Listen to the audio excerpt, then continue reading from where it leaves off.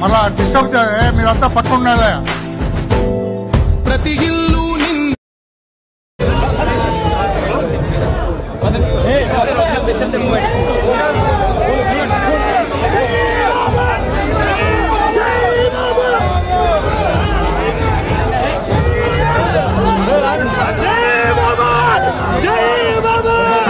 దాడి వాళ్ళ సార్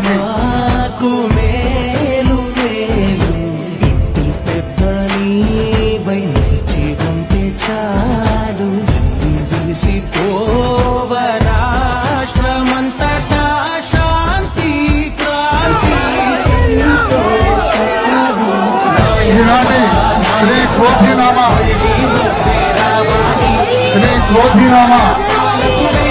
ఉగాది వేడుకలకు ముఖ్య అతిథిగా విచ్చేస్తున్న మన ప్రీతమ నేత తెలుగుదేశం పార్టీ అధినేత మాన్య శ్రీ నారా చంద్రబాబు ప్రవచన కార్యక్రమాన్ని ప్రారంభించుకుందాం. వేద పండితులు మన ప్రీతమ నేతను ఆశీర్వదిస్తున్నారు.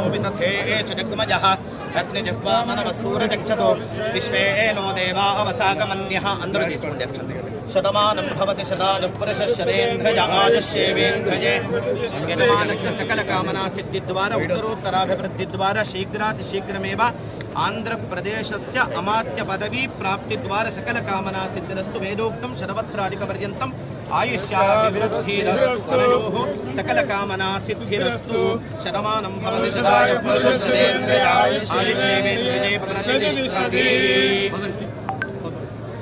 ప్రారంభించుకున్నారండి రమణ గారు, కార్యక్రమం ప్రారంభించుకుందాం. ఇవ్వండి మీరు కెమెరాస్ పక్క వచ్చేయండి సార్, కెమెరా పక్క వచ్చేయండి. ఏం లేదులేండి, నథింగ్, కొంచెం పక్క పెట్టు సార్. చైత్రమాసం తొలి రోజు వసంత ఋతువు ప్రవేశించింది.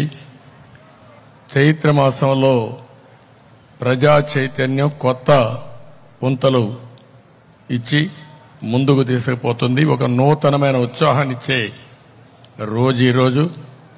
ఈ ఎనర్జీ రాబోయే సంవత్సరం అంతా కూడా మన భవిష్యత్తును నిర్ణయిస్తుందని చెప్పి కూడా నేను మీకు తెలియజేస్తున్నా. మొదలయ్యే రోజు మంచి మనసుతో మనం సంకల్పం చేయాలి. ఆ సంకల్పం మన ఆశల్ని, ఆశయాన్ని, ఉత్సాహాన్ని మెయింటైన్ చేస్తూనే మనం అనుకున్నటువంటి కోరికలను నెరవేర్చుకునే విధంగా మనం ముందుకు పోవాల్సిన అవసరం ఉంది. ఈ ఏడాది రాష్ట్రంలో ఉండే ప్రజలందరికీ నేను కోరుకుంటున్నాను, సాధికారత రావాలని. ఏదో ప్రగతి ఒకటే కాదు, ఓవరాల్ ఎంపవర్మెంట్ జరగాలి. సంక్షేమం ఇవ్వాలి, అభివృద్ధి చేయాలి, ధరలు తగ్గాలి, లా అండ్ ఆర్డర్ ఉండాలి. అదే మాదిరిగా ప్రతి ఒక్కరి కృషికి తగిన ఫలితం లభించే పరిస్థితి ఉండాల్సిన అవసరం ఉంది. అది జరిగినప్పుడు ప్రభుత్వం ఇచ్చే చేయూత కూడా తీసుకుంటే ఏదైనా సాధించే ఇది వస్తుంది. అది జరగాల్సిన అవసరం ఉంది.